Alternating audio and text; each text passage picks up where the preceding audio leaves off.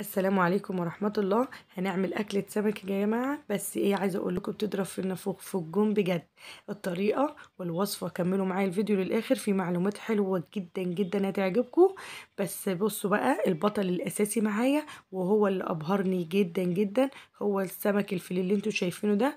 والله يا جماعة ده سمك فيليه مش فراخ كنتاكي. بس تعالوا بقى نشوف الوصفة بتاعتنا. بس قبل ما نبدأ الفيديو طبعا، لأول مرة يشوف القناة بتاعتي يا ريت يشترك فيها ويفعل الجرس علشان يوصل له كل الوصفات اللي هنزلها. وما تنسوش طبعا تعملوا لايك عشان انتوا بتكسلوا تحطوا لايك. يا ريت تتفرجوا على الفيديو للآخر. وتعالوا نشوف الوصفة. هنصلي على الرسول صلى الله عليه وسلم. وتعالوا يلا نشوف الطريقة بتاعتنا. انا معايا سمك ماكريل، هنعمل الصينية ونركنها الأول وبعدين نشوف البطل الجامد معانا. تمام. سمك الماكريل هعمله صينية زي ما انتوا شايفين، فتحان كده فتحات من الظهر، عملت له تتبيلة كده من جوه. توم وفلفل وكمون وملح وليمون وخل، وضربتهم في الكبة او على في الهون بتاعك المتوفر معاك، وتبدأي تحطيهم كده مع بعض زي ما قلت لك، كمون وكزبرة وملح وليمون وخل. تمام.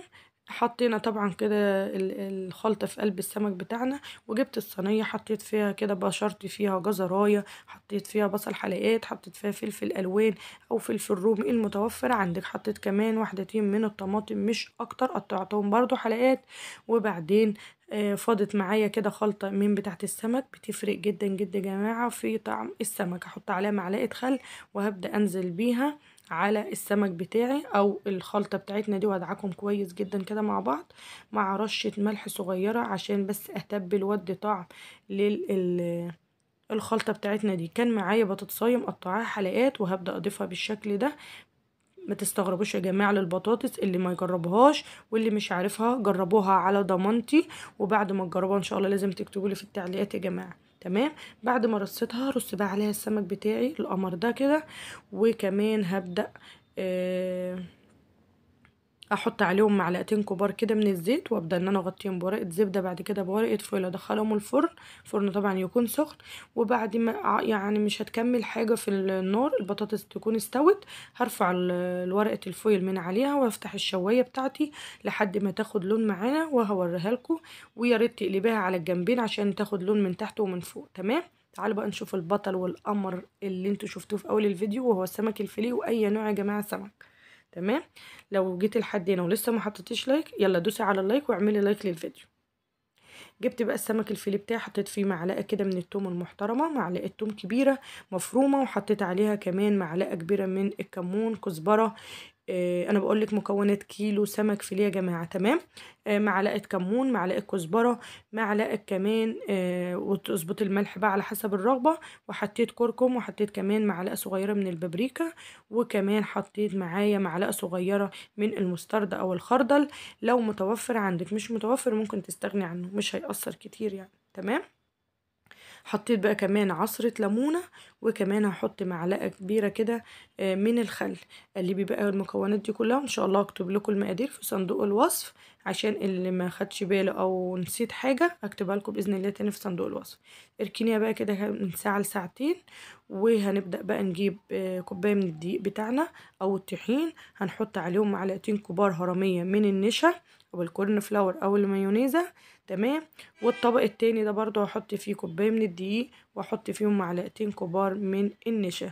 تمام. تعالوا الاول طبق احنا حطينا فيه هنضيف عليه التوابل بتاعتنا، وهي عبارة عن معلقة صغيرة من الكمون، معلقة صغيرة من الكزبرة، وكمان ملح. وهنحط كمان معلقة صغيرة مليانة من البيكنج باودر، وهحط عليهم كمان معلقة من الكركم. الكركم يا جماعة ما تقلقوش منه، ما بيديش طعم ولا حاجة، وبيديني بس اللون اللي انتوا شفتوه. تمام. يبقى كركم وبابريكا وملح وفلفل، ملح وكزبرة وكمون، وكمان البيكنج باودر. وهحط كمان معلقة من الكربونات يا جماعة، معلقة نص معلقة صغيرة من الكربوناتو. وهقلبهم كويس مع بعض. بعد كده هجيب كوباية مية، وهبدأ ان انا اضيف المية دي على الخليط بتاعي لحد ما تبقى عجينة سايلة معايا. مش عاوزينها عجينة تقيلة يا جماعة، عجينة برضو خفيفة اخف من عجينة الكيكة. تمام.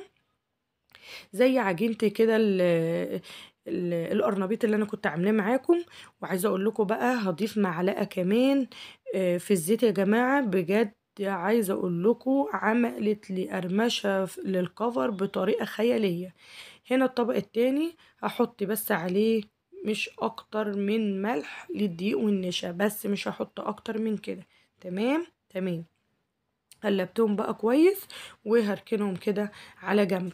جبت بقى هنا الطبق بتاعي، كنت نسيت احط معلقه خل، هيعمل كده زي فوران علشان البيكنج باودر، لا عشان الكربوناتو اتفاعل معاه وبتديني قرمشه وخفه كده في حته البانيه بتاعتي او حته الفيليه بتاعت السمك.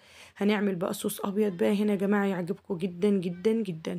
معلقه زبده او سمنه، وهبدا ان انا اقلبها كده، احط عليها معلقه دقيق او طحين واقلبها كويس جدا لحد ما الرطوبه تطلع. واكون مجهزه معايا قرن فلفل كبير كده الوان او رومي المتوفر عندك، واقلبه كده مع الخليط. وبعدين هكون مجهزه يا اما كوبايه كريمه لو متوفره عندك، مش موجوده هتحطي كوبايه لبن على معلقه نشا وتدوبيهم على البارد. بعد كده هتضيفيهم على الدقيق والسمنه والفلفل اللي احنا حطيناه. وكمان هبدأ بقى اظبط الملح بتاعي، هحط ملح وفلفل ومش هحط اكتر من كده، واضافة مكعب ماجي بس يا جماعة مش اكتر. تمام. يا اما لو متوفر عندك مرقة الدجاج الفورية او اللي هي بتيجي من عند العطار تمام. هنا طبعا غلت معايا وحسيت ان هي تقيلة، زودتها حبة لبن وسبتها غلت. وبعد ما غلت ضفت عليها معلقة كبيرة من الثوم وكمان عصرة ليمونة. هديها بس تقليبة واطفي النار مباشرة عشان احتفظ بطعم الثوم فيها. والليمون بجد يا جماعة فيها مزازة كده خيالية. هو قريب كده عارفين زي التومية، بس هو مش تومية طبعا يا جماعة. بجد الصوص ده هيعجبكم جدا وجديد وحاجة، بصوا يعني حاجة كده من الآخر، فاخر من الآخر. تمام تمام يا امارات. تعالوا بقى نشوف صينيه السمك اللي طلعت القمر دي. شايفين بقى خدت لون ازاي؟ انا قلبتها طبعا تحت الشوايه على الجنبين لما خدت اللون ده، والبطاطس مستويه جدا بجد ريحتها كانت فظيعه. تعالوا بقى نشوف القمر والبطل بقى بتاعنا النهارده اللي بجد يا جماعه كان حاجه كده خيال. جبت قطعه من الفيليه بتاعنا، حطيتها في الدقيق الاول يا جماعه، بعد كده احطها في العجينه السايله زي ما انتم شايفين، وابدا انفضها كويس جدا من العجينه السايله. تمام. وابدا ارجعها على الدقيق تاني زي ما انتوا شايفين. اتبعوا يا جماعه الخطوات دي بجد هيطلع معاكم زي ما انتوا شايفينه كده بالظبط. قلبته كده في الدقيق بتاعي، وابدا اديله تنفيضه علشان خاطر تديني التعريجه او الكرمشه اللي زي ما شفتوها كده في اول الفيديو. هنا بقى حطيت زيت ويكون غسيل، وحطيت ايه بقى ده، دي معلقه النشا اللي كنت ضايفاه في الحلقه برضو او في الوصفه بتاع القرنبيط. وانا قلت بما ان السمك الفيليه يا جماعه بيطرى معانا وبيشرب برضو زيت، السمك الفيليه بيطرى وبيشرب زيت يا جماعه، ضفت المعلقه برضو دي عليه بجد ما شربش زيت نهائي.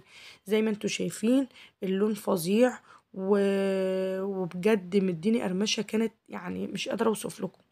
بجد اللون الكاميرا فعلا الاضاءه ظالمه السمك بتاعي، والله العظيم الاضاءه ظالمه فعلا. عايزه اقول لكم لونه ذهبي كده بيلمع، والله ان شاء الله تتحدي بيه. اقول لك ايه، مطاعم ايه لا بجد يا جماعه يعجبكم. شايفين اللون فظيع فظيع يا جماعه.